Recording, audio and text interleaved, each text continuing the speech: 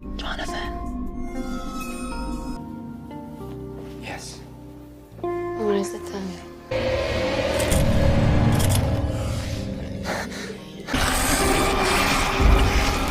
Movie के starting में हम देखते हैं कि एक लड़का काम कर रहा था जिसका नाम जोराथन है। जोराथन के स्टोर में एक अजीब सा आदमी आता है। जोराथन उसे देखकर परेशान होता है। जोराथन अकेले ही रहना पसंद करता है। खाली समय में वो ड्राइंग बनाता है और बुक भी पढ़ता है।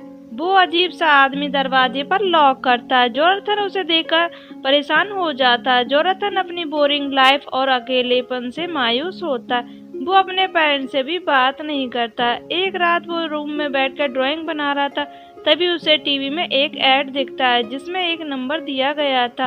उस नंबर पर कॉल करके लड़कियों को बुला सकते थे। जोराथन काफी अकेला था। जोराथन को ऐसा फील होता कि जैसे ये ऐड उसी के लिए हो और वो लड़की उसका ही नाम ले रही है। जोराथन उस नंबर को नोट कर लेता है। जोराथन उस नंबर पर कॉल करके उस लड़की को नेक्स्ट नाइट बुलाता है। अगले दिन जोराथन स्टोर में था, तभी एरिक वहां आता है। ये स्टोर एरिक का है और वो जोराथन का अच्छा दोस्त भी है। जोराथन एरिक से कहता है कि मैं एक लड़की के साथ नाइट में जा रहा हूँ। एरिक ये सुनकर बहुत हैरान होता है और खुश भी। जोराथन एरिक को बताता है कि उसका नाम टीना है। मैं उससे सिंगल हॉटलाइन पर मिला हूँ। जोराथन बहुत खुश होता है कि वो फाइनली किसी लड़की से मिलने वाला है, लेकिन उसे ये पता नहीं होता कि ये रात उसकी जिंदगी को बदल देगी। एरिक उसे कंडोम का पैकेट देता है, लेकिन जोराथन ये कहकर वापस कर देता है कि आज ये सब नहीं करना। जोराथन एक घर के बाहर से टीना को पिक करता है और दोनों डिनर के लिए रेस्टोरेंट जाते हैं। डिनर के बाद जोराथन टीना को घर छोड़ने की बात करता है, लेकिन टीना जानबूझकर उसके घर चलने को कहती है। जोराथन टीना को अपने घर ले आता है। टीना उसे जबरदस्ती इंटीमेट होने को कहती है। जोराथन मना करता है, लेकिन बाद में उसे देखकर मान जाता है। फिर दोनों इंटीमेट होते हैं। अगली सुबह जब जोराथन उठता है तो उसे वो लड़की वहाँ नहीं मिलती। अचानक उसे फील होता है कि उसके प्राइवेट पार्ट पर और पेट पर जलन हो रही है। वो देखता है उसे वहाँ पर अजीब से रैशेस हो। जोराथन इन सब के बारे में एरिक से बात करता है। एरिक उसे कहता है ये सब प्रोटेक्शन न लेने के वजह से हुआ। एरिक जोराथन को डॉक्टर के पास जाने को कहता है। जोराथन डॉक्टर के पास जाने से मना करता है, तो एरिक कहता है तुम्हारी वजह से पूरा स्टोर इन्फेक्टेड हो सकता है। अगले दिन जोराथन डॉक्टर के पास जाता है। डॉक्टर जोराथन के खून का सैंपल ले लेते हैं और उस लड़की को ढूंढकर पूछने को कहते हैं कि उसे कोई बीमारी तो नहीं थी।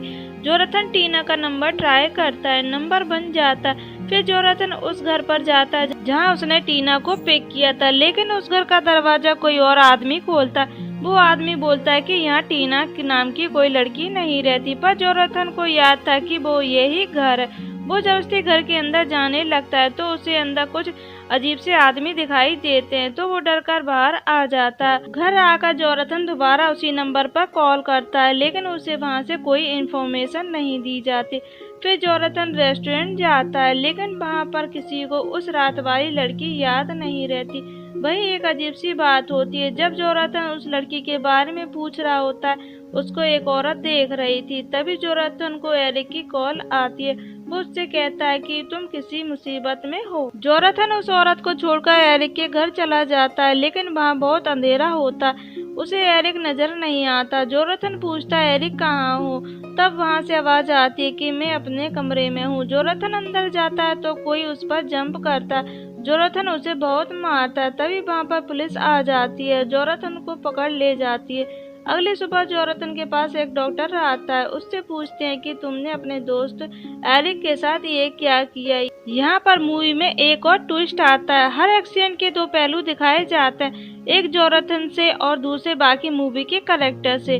डॉक्टर जोराथन को तस्वीरें दिखाता है कि तुमने एरिक के साथ ये सब किया। जोराथन नहीं मानता। एरिक पुलिस को बताता है जोराथन उसके घर पर ही पहले से ही मौजूद था।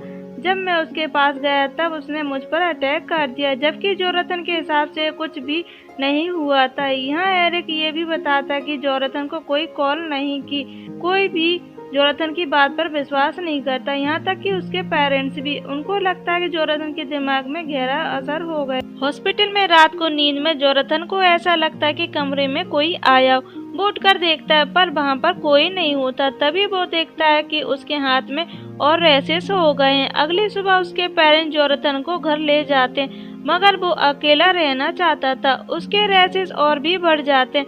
उसे ऐसा लगता है कोई साया उसकी तरफ बढ़ रहा है, जिसे देखकर जोनाथन डर जाता और वो बाहर भागने लगता है। उसके पेरेंट्स जोनाथन को रोकने की कोशिश करते हैं, लेकिन जोनाथन अपने पिता को पंच मारकर वहां से भाग जाता है। जोनाथन एरिक के पास जाता है। एरिक उससे मिलने से मना करता है। एक दिन जोनाथन बाहर जाता है। उसे रास्ते में एक पेपर कटिंग नजर आती है।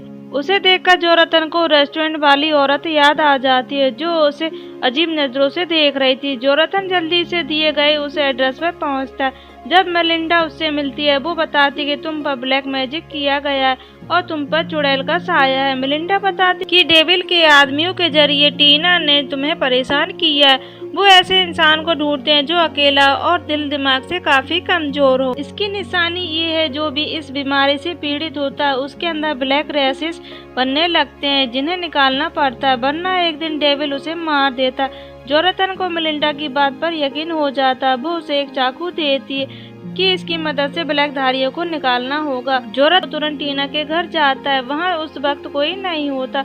अचानक उसे एक आवाज आती है। उसे टीना मिलती है। वो भी उसी इन्फेक्शन से मर रही थी जो जोनाथन को हो गई थी। टीना एक पेंटी की तरफ इशारा करके बताती है कि डेविल उसे मार देगा। जोनाथन खिड़की से देखता है तो वो लोग वापस आ गए थे। जोनाथन भागने की कोशिश करता है। जोनाथन भागकर एरिक के पास जाकर मेलिंडा की सारी बात बताता है, मगर एरिक उसकी बात पर यकीन नहीं करता। वो पुलिस को कॉल कर देता है। पुलिस जोनाथन को पकड़ लेती है। फिर जोनाथन को मेंटल हॉस्पिटल भेज दिया जाता है। वो वहाँ सबको समझाने की कोशिश करता है, लेकिन कोई उसकी बात नहीं सुनता। डॉक्टर बताते हैं कि किसी ने बहुत ज्यादा ड्रग्स दिए। सब जोनाथन को पागल समझने लगते हैं। यहाँ आने के बाद जोनाथन को अजीब से लोग दिखाई देने लगते हैं और वो ब्लैक रैशेस भी दिखाई देने लगते हैं। जोनाथन हॉस्पिटल से एक बार फिर भागने की कोशिश करता है। अब डॉक्टर जोनाथन को बेड्स के साथ बांध देते हैं। उसी रात डेविल वहां आता है, लेकिन अब की बार जोनाथन खुद को बचा नहीं पाता, क्योंकि वो बेड से बंधा होता है और डेविल उसके अंदर से रैशेस निकालना शुरू कर देता है, जिससे जोनाथन मर जाता है। सुबह जब नर्स उसके कमरे में आती, वो ये सब देखकर काफी डर जाती है। जोनाथन के हाथ में वही चाकू होता जिसे मेलिंडा ने उसे दिया था। अगले सीन में हम देखते हैं उन मिस्टीरियस को, जो रोड पर एक लड़की को देखते हैं, उसे मदद करने को बोलकर अपने साथ बिठा लेते हैं और इसी के साथ यह मूवी खत्म हो जाती है। Thank you for watching friend.